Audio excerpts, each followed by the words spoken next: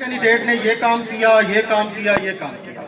बिल्कुल सेम उसी के हम जनाब राजा परवेज़ अशरफ साहब के मुतल्लिक़ भी यही कहते हैं कि बतौर वज़ीर-ए-आज़म, बतौर वज़ीर, और इसके अलावा अगर आप 93 का दौर किसी को याद हो, यहाँ पर मोहतरम मिजाज साहब बैठे हुए हैं, ये बेहतर जानते हैं।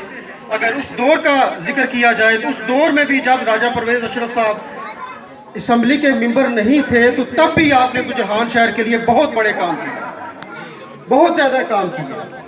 तो मैं जो बात अर्ज़ गुज़ार करने लगा था वो बात ये थी कि आप थोड़ी देर के लिए, चंद लम्हात के लिए राजा परवेज़ अशरफ साहब ने गुजरान शहर के अंदर जितने भी काम आज दिन तक किए हैं उन पर थोड़ी आंखें बंद कर लें और आप यही समझें कि आज राजा परवेज़ अशरफ साहब का बिल्कुल पहला इलेक्शन है और पहली बार वो इलेक्शन कैंपेन में आए हैं। और 2018 का इलेक्शन जो इंशाअल्लाह ताला 25 जुलाई को होने जा रहा है, ये पहला इलेक्शन है राजा परवेज़ अशरफ साहब का। मिसाल के तौर पर आप ये समझ लें। और दूसरी तरफ हमारे जो मुखालफीन हैं जो अल्हम्दुलिल्लाह 2-2, 4-4 और 10-10 बार ऐवान के अंदर जा चुके हैं, वहाँ गुंगा होने का सबूत दे चुके हैं, बेस्ट वे सीमेंट वाले तहसील के नाज़िम रह चुके हैं। कभी तो 97 में उन्होंने नवाज शरीफ के साथ मिलकर नया पाकिस्तान बनाया। वो पाकिस्तान जो था वो लर्जने लगा, पुराना हो गया। फिर उन्होंने एक नया पाकिस्तान डिक्टेटर आज़म उस आमिर उस जनरल के साथ मिलकर बनाया। फिर वो भी जो पाकिस्तान था वो भी थोड़ा सा कमज़ोर हो गया। फिर उन्होंने एक और नया पाकिस्तान जो था काफ लीग के साथ बनाया।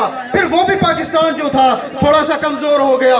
फिर उन्होंने दोबारा एक पाकिस्तान, देखे कितनी लंबी तारीख है लोगों की, कितनी लंबी तारीख है इनकी हिस्ट्री, कितनी बड़ी है इनकी हिस्ट्री।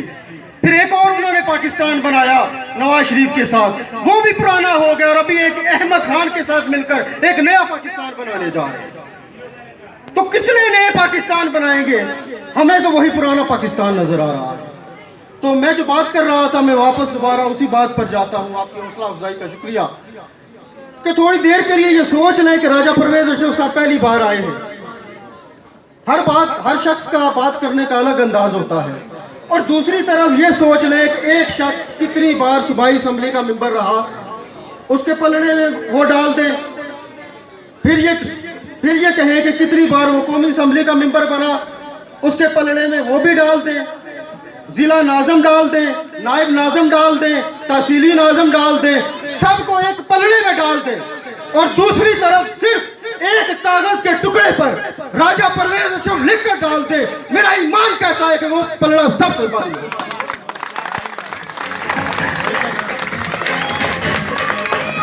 वही मैंने कहा, यानी कि कितने दिनों से हम सुन रहे हैं कि राज साहब ने इंटर पास बनाया। मैं कहता हूं भूल जाए सारी बातें।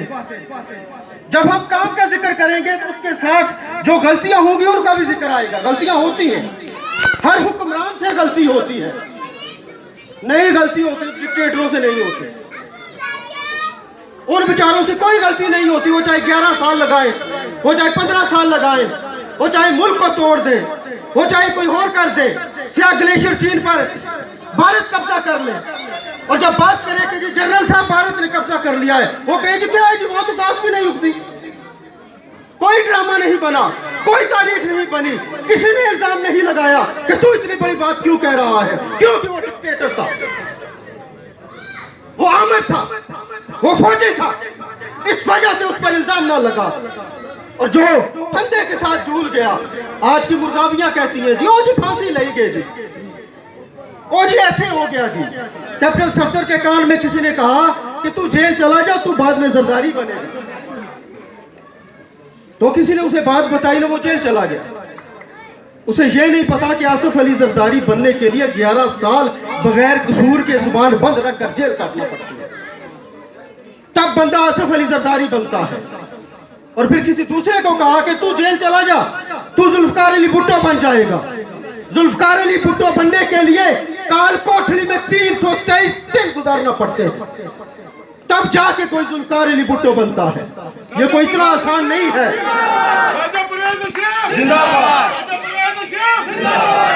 तब कोई जाके जुल्फकार अली भुट्टो बनता है। अगर जुल्फकार अली भुट्टो बनना इतना आसान होता तो सारे ही बन जाते।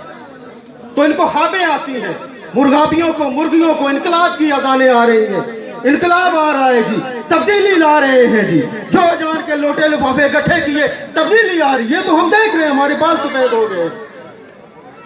ये तब्दीली तो हम देख चुके चल के, ऊपर तुम नीचे शेख रशीद, तब्दीली आ गई। वाह क्या बात है। क्या जी ऊपर हम होंगे, नीचे हम किसी को करप्शन नहीं करने देंगे।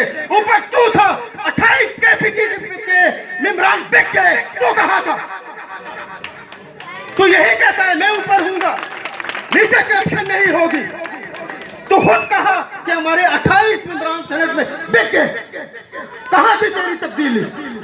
और जलसियों से अभी खिताब कर रहे हैं, जलसों से नहीं कर रहे, अभी जलसियों से खिताब कर रहे हैं।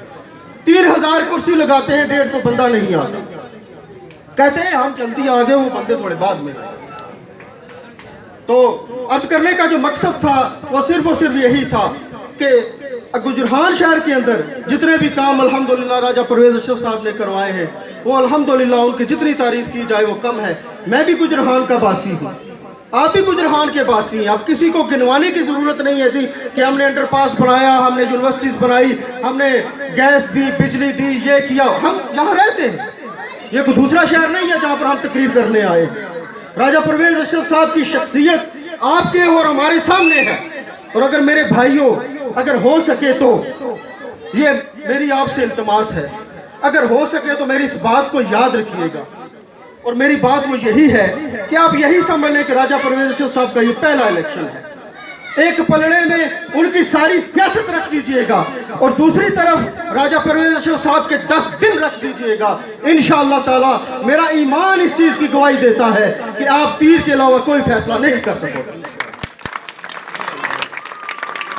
फिर अक्सर व बेशतर ये बात होती है कि जी ओ जी, एक वो वक्त था कि अल्हम्दुलिल्लाह सियासत का हमें हमेशा से शौक रहा, क्योंकि हमें विरासत में किसी को कार मिली, किसी को बंगला मिला, किसी को कोठरी मिली, किसी को जायदाद मिली। हमें विरासत में फकत जुल्फकार अली भुट्टो मिला, कुछ भी नहीं मिला, 0%। एक तो होता है ना बंदा ऐसे कहता है जी सानू कख नहीं लभा, 0%। हमें सियासत में और विरासत में जुल्फकार अली भुट्टो मिला। पीपल्स पार्टी मेरी विरासत है और जब तक जिएगा इंशाल्लाह पीपल्स पार्टी में रहेंगे इंशाल्लाह। बड़ी खूबसूरत बात की इन्होंने डिक्टेटरशिप की, और जो वो एक शेर समझने वाले समझ जाएंगे भट्टो के हवाले से कि तुझे मरना था, तुझे मौत भी आ जानी थी। मिर्जा साहब, तुझे मरना था, भट्टो साहब के हवाले से कि हमारा शहीद कैसे हुए। तुझे मरना था, तुझे मौत भी आ जानी थी, दुख तुझे है तेरा कातल तेरा दरबार ही निकला। क्या बात, क्या बात। तुझे मरना था, तुझे मौत भी आ जानी थी, दुख तुझे है तेरा कातिल तेरा दरबार ही निकला। मैं थोड़ी देर के लिए जिस शख्सियत को दावत दूंगा वो किसी तारुफ के मोहताज नहीं, मजदूर थे, मजदूर हैं, मजदूरों के साथी हैं। इलेक्शन लड़ा, मुखालफ को नाकों चने चबवाए। मेरी मुराद ठेकेदार राजा जावेद साहब से है, वो स्टेज पे आए और अपने ख्यालात का इजहार करें। जनाब राजा जावेद साहब।